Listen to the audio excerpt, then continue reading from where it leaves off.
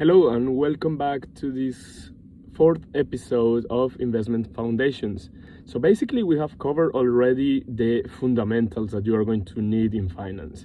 So you already know about like interest rate, what's the difference between simple and compound interest rate, and how to use that interest rate or discount rate to bring any cash flow either to a present value or to a future value.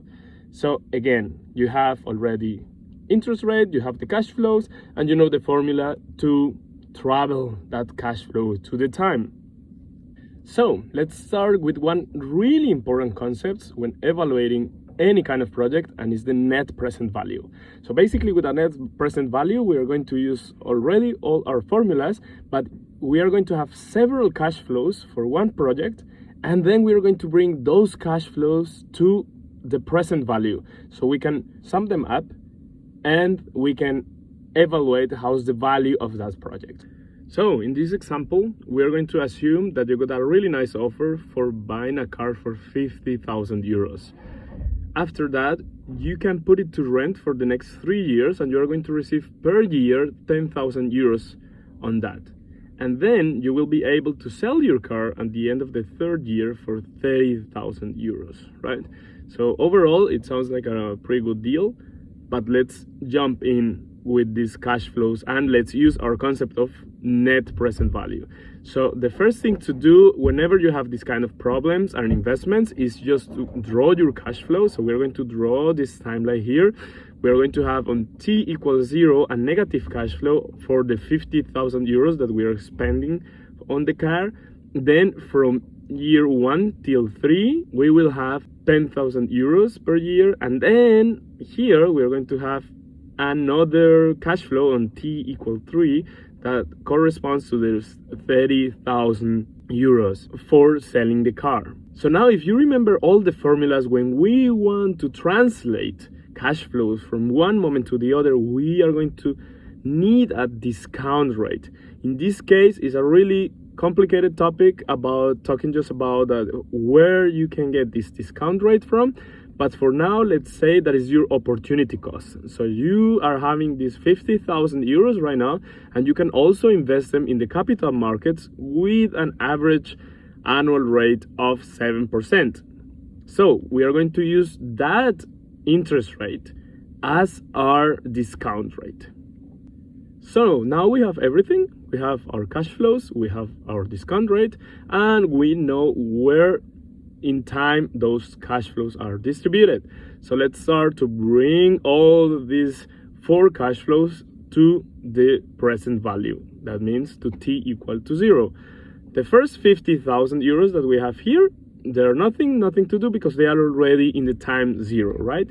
But now let's jump to t equal 1, which we have like this 10,000 euros. So if you remember from our previous lecture, we can bring this cash flow back using this formula. So we're going to have like this 10,000 euros divided by 1 plus our discount rate of 7%, and this part to the power of t, in this case 1. So calculating this, we're going to have a total of 9,345 euros, more or less. So let's repeat the same process with our second cash flow, and it's basically the same. We have here the 10,000 euros divided by 1 plus our interest rate, but this time, since this cash flow is in the year number 2, we need to put this to the power of 2.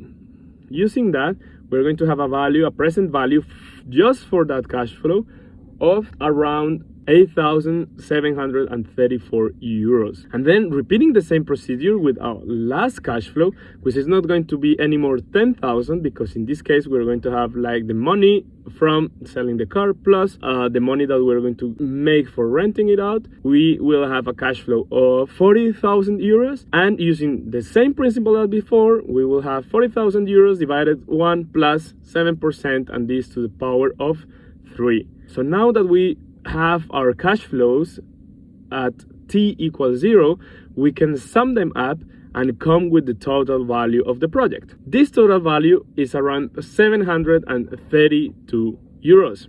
What does it mean? Since this is a positive value and we are using as an opportunity cost this 7%, This means that this investment is better than just putting our money to rent at a 7% during 3 years. Here, what is really important, every time that we're working with cash flows, investments, and everything else, we need to understand that we just can't sum up things if they are in the same period of time. So in this case, we use the formula of present value to calculate our net present value, right? We took all the cash flows and brought them up here to time 0. Now we're going to see that we can do the same for future value.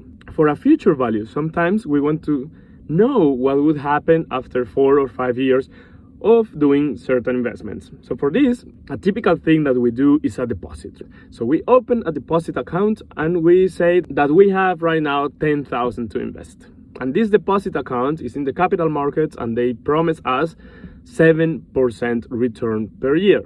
And then on top of that, we want just to put more money every year and we will be able to put 1,500 euros. So our big question would be, after 4 years, what is going to happen with my money? How much I'm going to have? Let's start just drawing here our timeline and draw all the cash flows that we have.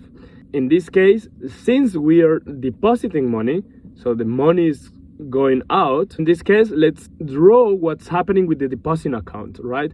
So every time that I'm putting money in, I'm going to have a positive cash flow. In time equals 0, I'm going to have a positive cash flow of these 10,000 euros.